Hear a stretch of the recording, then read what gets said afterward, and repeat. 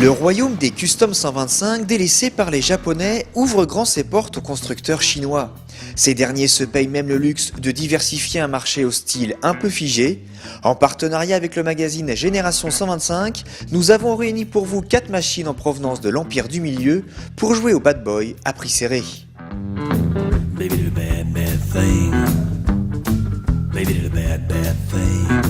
Cette moto est la Lifan King 125. Elle est dotée d'un moteur monocylindre à refroidissement par liquide. Et pour le look, elle s'inspire des gros customs à l'américaine dans leur version classique, chrome.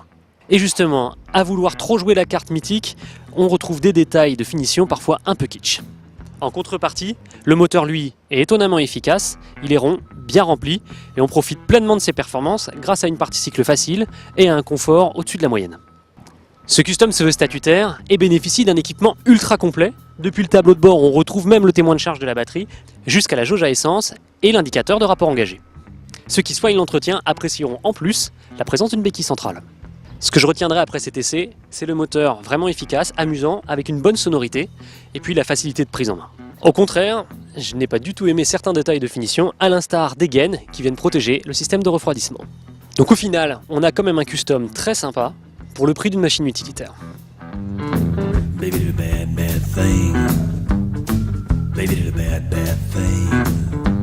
Donc aujourd'hui, je roulais sur la Kiwi Superlight Dark 125 avec un monocylindre refroidi par air, 2 soupapes. La Kiwi, à la différence de la Lifan, s'inspire à bon escient des dernières tendances venues d'outre-Atlantique avec cette belle peinture noire mat qui fait vraiment son effet. Donc une peinture noire mat du plus bel effet et jusqu'aux commodos qui sont exactement les mêmes que sur une Harley.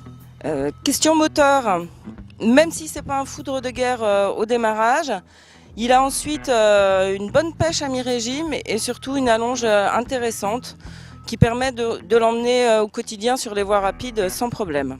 Malgré ces galbes généreux, une fois installé dessus, pas de souci pour les petits gabarits notamment. On retrouve en revanche un guidon un petit peu trop droit à la façon d'un roadster. C'est moins évident à prendre en main. En revanche, les marchepieds avec les commandes légèrement avancées ne posent aucun souci. La selle est confortable. On regrette un petit peu des amortisseurs arrière un peu trop fermes.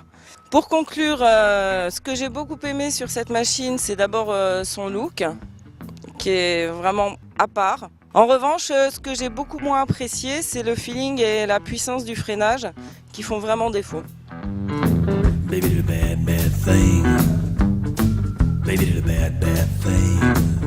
Donc moi aujourd'hui j'ai roulé sur cette Vastro AS125 Custom qui est un modèle qui se rapproche parmi notre quatuor, c'est quand même celui qui se rapproche le plus d'une moto utilitaire en ce sens que le look est moins extrême que les autres modèles qu'on a essayé aujourd'hui et également au niveau de l'équipement on est sur une moto assez bien équipée avec des sacoches à l'arrière, un dossier pour le passager.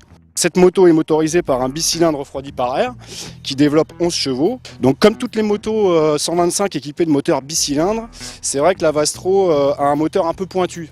Donc il faut ne pas hésiter à monter dans les tours pour avoir la puissance. Donc c'est agréable pour le côté sportif de la chose. En revanche, ça réclame un petit peu plus l'utilisation de la boîte de vitesse au quotidien en ville ou par exemple quand on veut des reprises confortables sur la route. Au niveau de l'ergonomie, finalement, c'est une moto assez classique. Les repose-pieds sont assez en avant. Le guidon est quand même un petit peu large.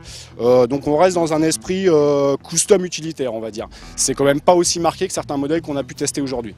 Donc au final, ce que j'ai apprécié sur cette moto, c'est vraiment la facilité de prise en main, à savoir l'ergonomie qui est finalement très convenable, très facile à prendre en main pour les petits comme pour les grands. Le moteur qui n'est pas très impressionnant à bas régime, donc facile à doser. Il faut aussi le cravacher pour avoir la puissance, donc parfois c'est un petit peu pénible à la longue.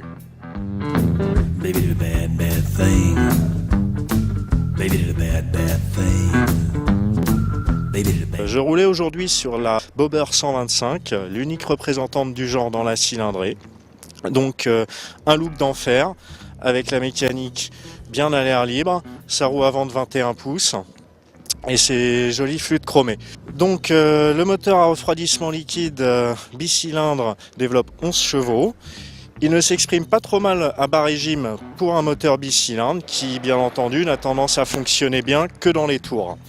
Alors il est bien évident que cette exclusivité se paie côté ergonomie et confort. Pour commencer, la selle monoplace vous fera oublier votre passagère, quoique le petit amortisseur situé en dessous limite un petit peu les dégâts pour les vertèbres. Bien évidemment, elle vous dépaysera totalement, avec les pieds loin devant, les bras bien tendus, c'est vraiment l'Amérique. Donc sur route, le cadre rigide impose un confort plutôt spartiate, mais la tenue de route n'est pas surprenante pour autant.